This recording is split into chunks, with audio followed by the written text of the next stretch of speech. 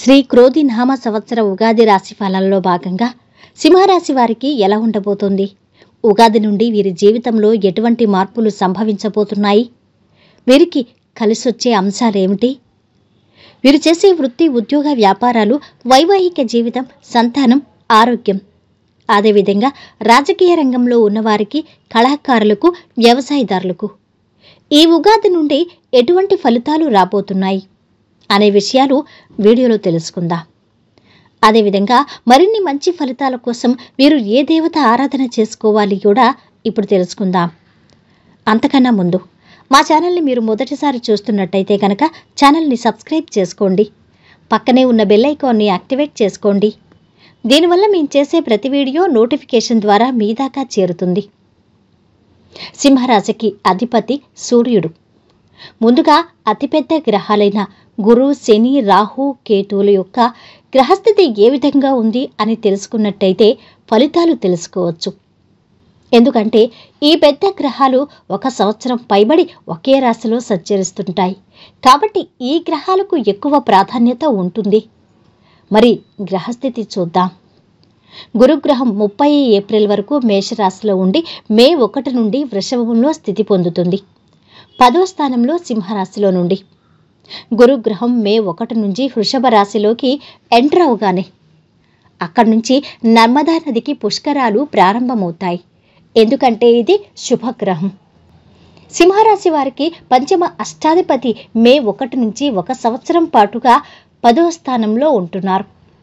శనీశ్వరుడు 1 సంవత్సరం అంతా కూడా వీరు మార్చి 29, 2025 వరకు కుంభరాశిలో స్థితి పొందుతున్నారు. రాహు అష్టమ స్థానంలో ఉంటున్నారు. కేతువు ద్వితీయ స్థానంలో ఉంటున్నాడు. ఈ గ్రహస్థితిని అనుసరించి వీరికి ఎలా ఉంటుందో చూద్దాం.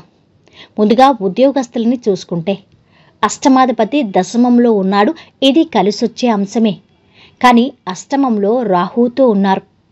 కాబట్టి ఉద్యోగంలో ఏదో తెలియని ఒత్తిడి సింహరాశి వారికి ఉంటుంది ఈ సంవత్సరం. అదేవిధంగా ఉద్యోగంలో ఎంత పని చేస్తున్నా తృప్తి అనేది ఉండదు. ఉద్యోగం ఉంటుందా అనే టెన్షన్ వీరికి ఉంటుంది. ట్రాన్స్ఫర్ అవుదామా లేదంటే ఉద్యోగం మానేసి వెళ్ళిపోదామా అనే సతమతం ఉంటుంది వీరికి. ముఖ్యంగా స్టేట్, సెంట్రల్ గవర్నమెంట్ ఉద్యోగస్తులకి కాస్త పనిభారం ఎక్కువగా ఉంటుంది. అంతేకాదు పై అధికారుల దగ్గర ఒత్తిళ్లు కూడా ఉంటాయి వీరికి. కొంతమంది గవర్నమెంట్ ఉద్యోగులైతే VRS తీసుకుని వెళ్ళిపోతే బాగుంటుంది అనే సందర్భాలు కూడా వీరికి ఉంటాయి. ఉద్యోగంలో బదిలీలైతే ఖచ్చితంగా ఉంటాయి. చిన్న ఉద్యోగస్తులకి బాగుంటుంది. ఇక ఉద్యోగాలు పర్మనెంట్ అవుతాయా లేదా అంటే గనక ఇది మాత్రం అంత ఆశాజనకంగా లేదనే చెప్పాలి. మొదట్లో కాస్త చెడు జరిగిన తర్వాత వీరికి కాస్త పాజిటివ్గా ఉంటుంది. ఇంకా ఉద్యోగస్తులు గృహ నిర్మాణాలు చేయటం కూడా జరుగుతుంది. కొత్త వాహనాలు కొనుగోలు చేస్తారు. ఇక సింహరాశి వ్యాపారస్తులకు ఏ విధంగా ఉంటుంది? ఈ సంవత్సరం సింహరాశి వ్యాపారస్తులకు మిశ్రమ ఫలితాలు ఉంటాయి అని చెప్పొచ్చు. అంటే ఎక్కువ లాభాలు లేవు, ఎక్కువ నష్టాలు లేవు.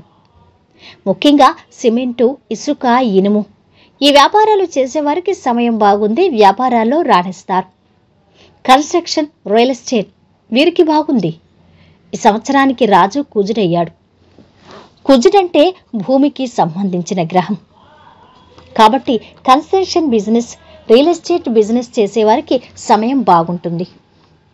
కొత్త కాంట్రాక్ట్స్, అగ్రిమెంట్స్ దక్కుతాయా అంటే అది కాస్త టఫ్డ్ సిచ్యువేషన్ అనే చెప్పొచ్చు. ఇక భాగస్వామ్యం వ్యాపారం చేస్తున్న వారికి ఈ సంవత్సరం భాగస్వామ్యులు దూరమయ్యే అవకాశాలున్నాయి. వ్యాపారంలో మిస్అండర్స్టాండింగ్స్, మిస్కమ్యూనికేషన్స్ ఉంటాయి. ఇక ముఖ్యంగా జూలై 1 నుంచి అక్టోబర్ 15 మధ్యలో వీరికి వ్యాపారంలో అనిశ్చితి ఉంటుంది. జాగ్రత్త.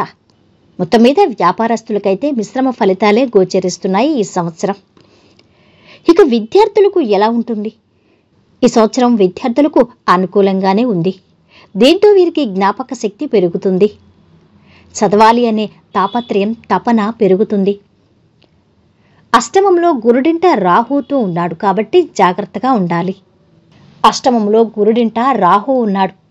దీంతో విద్యార్థులు పరీక్ష సమయానికి వీరు మైండ్ చేంజ్ అవడం, లేదంటే వీరు చెడు స్నేహితుల వైపు దృష్టి పెట్టడం, చెడు అలవాట్ల వైపు దృష్టి పెట్టడం ఇటువంటివి జరుగుతూ ఉంటాయి. కాబట్టి చెడు స్నేహాల జోలికి, దురలవాట్ల జోలికి వెళ్లకుండా చదువుపైనే ఫోకస్ చేస్తే మంచి ఫలితాలు సాధించవచ్చు. ఇక రైతులకి ఏ విధంగా ఉంటుంది? దేశానికి వెన్నెముక రైతు. ఆ రైతుల పరిస్థితి ఏమిటి మరి ఈ ఉగాది నుండి అంటే? 2 పంటల్లో మొదటి పంట అంత ఆశాజనకంగా ఉండదనే చెప్పాలి. మొదటి పంట కంటే రెండో పంట దిగుబడి చాలా ఎక్కువగా ఉంటుంది. గతంలో తీసుకున్న రుణాలు, లోన్స్ క్లియర్ చేసేస్తారు. కౌలుదారులకు ఈ సంవత్సరం పరిస్థితి అంత ఆశాజనకంగా లేదనే చెప్పాలి. ఇక పౌల్ట్రీ పరిశ్రమలు, ఇటువంటి వ్యాపారాలు చేసేవారికి పరిస్థితి అంతంత మాత్రంగానే ఉంది. ఇక చేపలు, రొయ్యలు వేసేవారికి చేపల చెరువులు, రొయ్యల చెరువులు చాలామంది నడుపుతుంటారు. అటువంటి వారైతే అసలు అది మొదలు పెట్టకుండా ఉండటమే మంచిదని చెప్పొచ్చు. ఈ విధంగా రైతులకు మిశ్రమంగానే ఉంది సింహరాశి వారికి. ఇక సింహరాశి స్త్రీలకు ఈ సంవత్సరం ఎలా ఉండబోతోంది? సింహరాశి స్త్రీలకు అంత అనుకూలత లేదనే చెప్పాలి. అనుకూలత తక్కువగా ఉంది. ఎందుకంటే వీరికి చిన్న చిన్న అనారోగ్య సమస్యలు ఉంటాయి. సర్జరీస్ జరిగే అవకాశాలు కూడా ఉన్నాయి. అయితే భయపడాల్సిన పని లేదు. ఇక ఆరోగ్యం అంతంత మాత్రంగానే ఉంది. ఇక వివాహ జీవితంలో కొద్దిపాటి సమస్యలు వీరికొచ్చే అవకాశం ఉంది.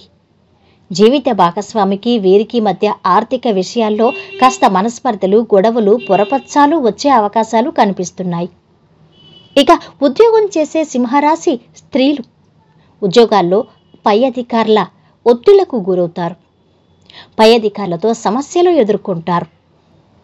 కాబట్టి వీటి నుంచి తప్పించుకోవాలంటే సింహరాశి స్త్రీలు దేవీ ఖడ్గమాల స్తోత్రాన్ని పఠనం చెయ్యాలి. విష్ణు సహస్రనామాలు పారాయణ చెయ్యాలి. ఇక ఈ సంవత్సరం సింహరాశి వారు ప్రయాణాల్లో విలువైన వస్తువులు కోల్పోవటం గాని, మర్చిపోవటం గాని జరుగుతుంది. ఇక కళాకారులకు ఏ విధంగా ఉంది? కళాకారులకు కాస్త అవకాశాలు కష్టంగానే ఉంటాయని చెప్పొచ్చు. కళాకారులకు ధనపరంగా కాస్త ఇబ్బందికర పరిస్థితులు ఉంటున్నాయి. కాబట్టి వృధా ఖర్చులు తగ్గించుకోవాలి. ఆశించినంతగా అవార్డులు, రివార్డులు దక్కకపోవచ్చు. ఇక రాజకీయ రంగాల వారికి ఎలా ఉంటుంది? ఈ సంవత్సరం రాహు అష్టమంలో ఉన్నాడు. రాహు బలం లేదు. కాబట్టి వీరికి పరిస్థితులు అంతంత మాత్రంగానే ఉన్నాయి. రాజకీయ నాయకులకు ప్రజల్లో నిందారోపణలు, అదేవిధంగా వీరికి అపవాదులు ఎక్కువగా ఉంటాయి. సింహరాశి వారికి అధిష్టానం నుంచి తిరస్కారమే దక్కుతుంది. ఈ రాశివారు ఎన్నికల్లో పోటీ చేయకపోవటమే మంచిది. ఎందుకంటే పోటీ చేసినా కూడా అపజయమే ఉంటుంది. దీనివల్ల వీరి ఆస్తులు కూడా కోల్పోయే అవకాశాలున్నాయి. కాబట్టి రాజకీయ నాయకులు ఆదిత్య హృదయ పఠనం చదవాలి. దీనివల్ల మంచి ఫలితాలుంటాయి. ఇక ఇన్వెస్ట్మెంట్ పర్వాలేదనే చెప్పాలి. సంతానం ఆలస్యమవుతుంది. ఇక సింహరాశిలో జన్మించిన మఖా నక్షత్రం 1వ పాదం వారికి రక్త సంబంధితమైన దోషాలు ఉంటాయి. ఇక అనారోగ్యాలు, బీపీ ఇటువంటివి ఉంటాయి. బ్లడ్ టెస్ట్ చేయించుకోవడం మంచిది. ఇక పుబ్బా నక్షత్రం వారికి వ్యాపారం బాగుంటుంది. ఇక సంతానం ఆలస్యమవుతుంది. వివాహాలు ఆలస్యమవుతాయి. ఉత్తర నక్షత్రం 1వ పాదం వారికి సింహరాశి వారికి ఆర్థికంగా బాగుంటుంది. ఇక స్టేట్, సెంట్రల్ గవర్నమెంట్ ఉద్యోగస్తులకి ట్రాన్స్ఫర్స్ అయితే ఉంటాయి. ఇక ఈ సంవత్సరం బంగారు, వెండి వ్యాపారం చేసేవారికి పరిస్థితులు అంతా బాగాలేదనే చెప్పాలి. ఆరోగ్యమైతే సింహరాశి వారికి ఈ సంవత్సరం పొట్టకి సంబంధించి సమస్యలు, అదేవిధంగా కళ్ళకి సంబంధించి సమస్యలు వచ్చే అవకాశం ఉంది. అంతేకాదు అలర్జీలు ఎక్కువగా ఉంటాయి. కాబట్టి ఆహార విషయంలో జాగ్రత్తలు పాటించాలి. మొత్తం మీద సింహరాశి వారికి ఈ సంవత్సరం మానసిక, శారీరక ఒత్తిడైతే ఉంటుంది. ఇక వీరు చేయవలసిన దేవతారాధన సూర్య భగవానుణ్ణి ఆరాధించాలి, సూర్య నమస్కారాలు చెయ్యాలి, ఆదిత్య హృదయ పఠనం చెయ్యాలి, విష్ణు సహస్రనామాలు పారాయణ చెయ్యాలి. గురువులు పెద్దల వద్ద ఆశీర్వచనాలు తీసుకోవాలి, వారికి సహాయ సహకారాలు అందించాలి మీకు వీలైతే. ఈ వీడియో నచ్చితే లైక్ చేసి షేర్ చేయండి. మరిన్ని వీడియోస్ కోసం ఛానల్ని సబ్స్క్రైబ్ చేసుకోండి.